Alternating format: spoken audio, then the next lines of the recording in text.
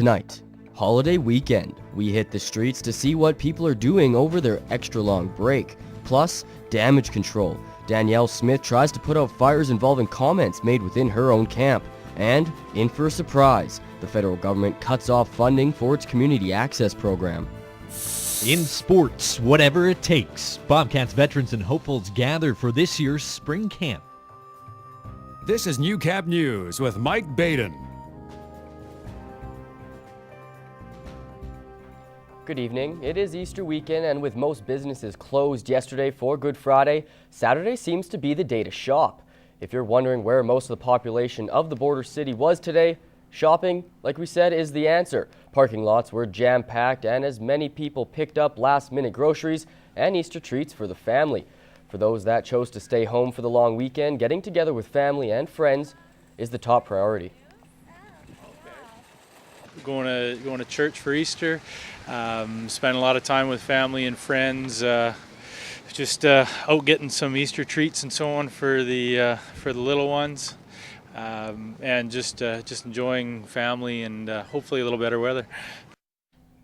And if you have yet to do your shopping or need last-minute items, most grocery stores will be open on Monday and Sunday. You don't have to be an art enthusiast to appreciate the talent that the Bar Colony's Spring Fling exhibit has to offer. Local artists showcase their creativity and show that Lloydminster is more than just an oil town. Elise Cox has more.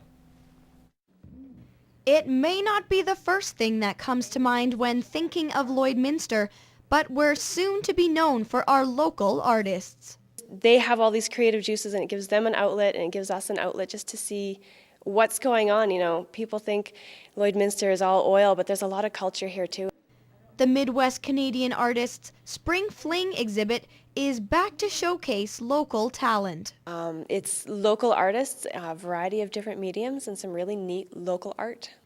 The diversity of the exhibit is visually stimulating and makes for a fun activity. You come in and you can have 5 people look at the same painting, and they'll each walk away with something different. And maybe it's just a bunch of criticism, but maybe it's like, wow, I've never seen that before, and I've never thought about it in that light.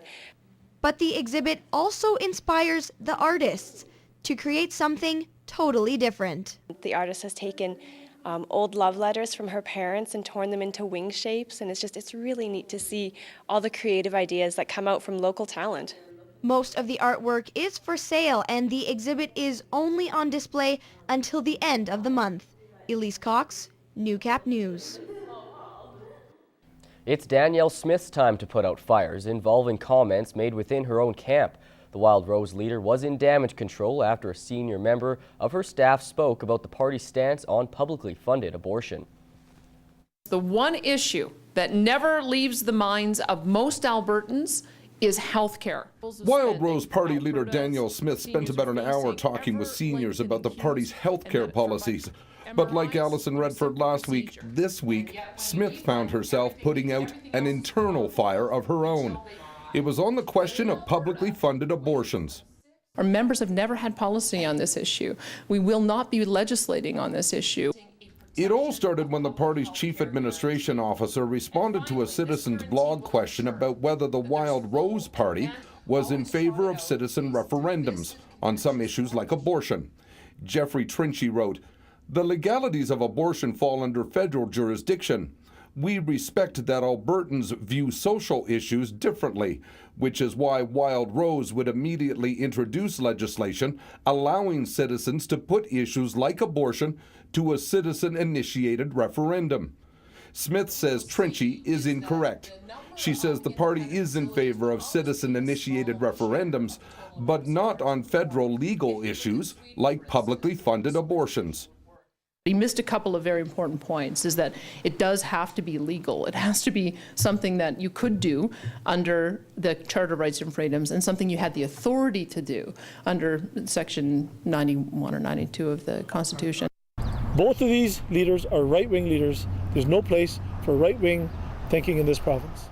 Liberal leader Raj Sherman was also campaigning in Calgary today. He says the Wildrose and the Progressive Conservatives should be embarrassed about these internal gaffes.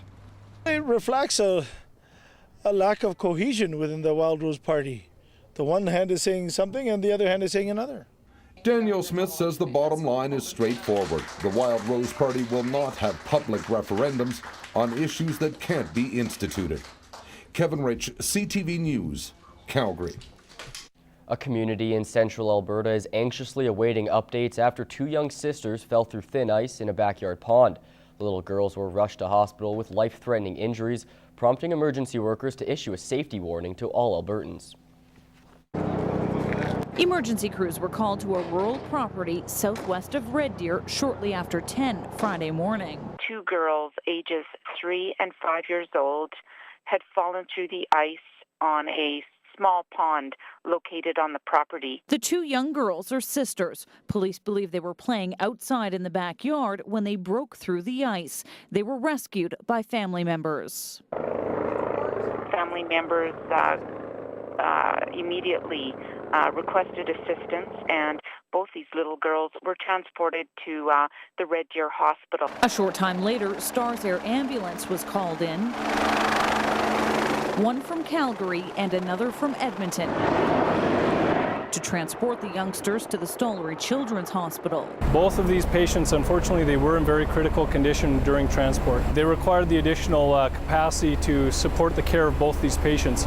So we transported 2 physicians out of Calgary and 2 physicians out of our Edmonton base, along with a pediatric nurse in both helicopters. Police believe it was nothing more than a tragic accident, but it's the kind of call that has left many emergency workers shaken. It's definitely a difficult day, and our heart goes out to the families involved, but certainly we'll be providing the best care possible to both those children. And has police pleading with Albertans to be cautious, with spring ice conditions being unpredictable. We've had some warm weather.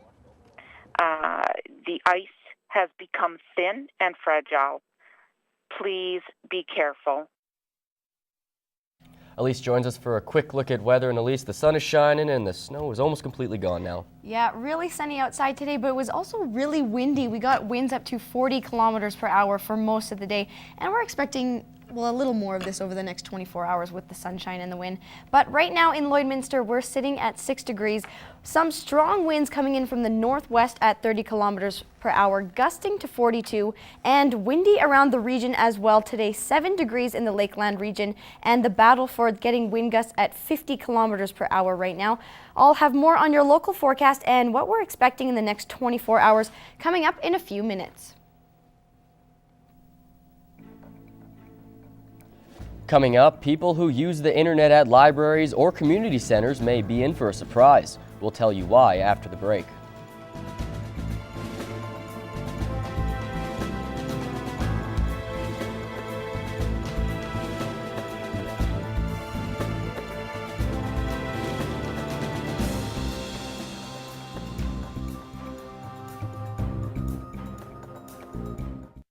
Emmett joins us for our first look at sports. And Emmett, it seems like the season just ended, but the Bobcats are back on the ice. Yeah, they have a busy offseason, got to find a new coach, replace a lot of players, and they're hoping to get a jump start on that this weekend. The AJHL League Finals are underway this weekend. The Brooks Bandits took Game 1 at home Friday night, crushing the Fort McMurray Oil Barons 5-1. But while the top teams in the AJ battle it out for the league title, the Bobcats are already busily preparing for next season.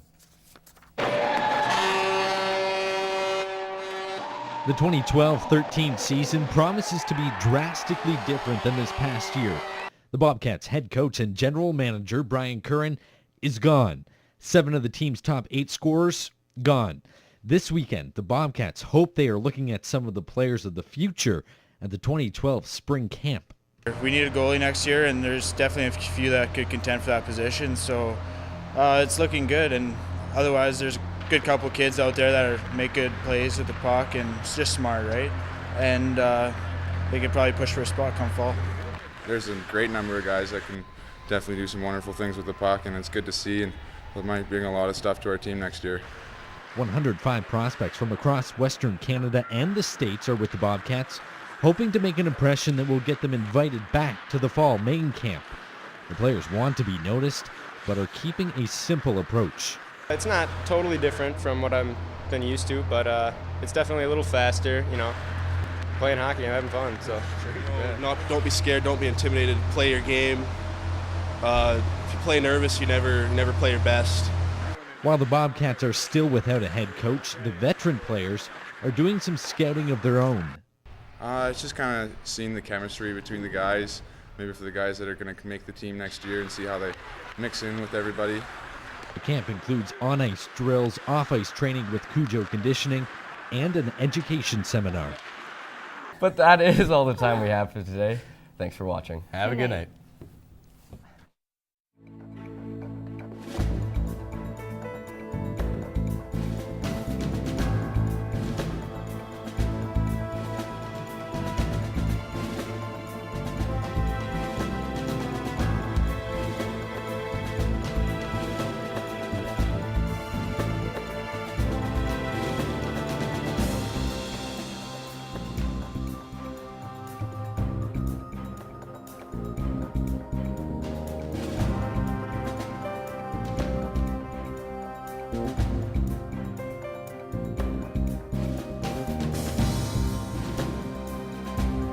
Makeup provided by Vivid Hair and Aesthetics.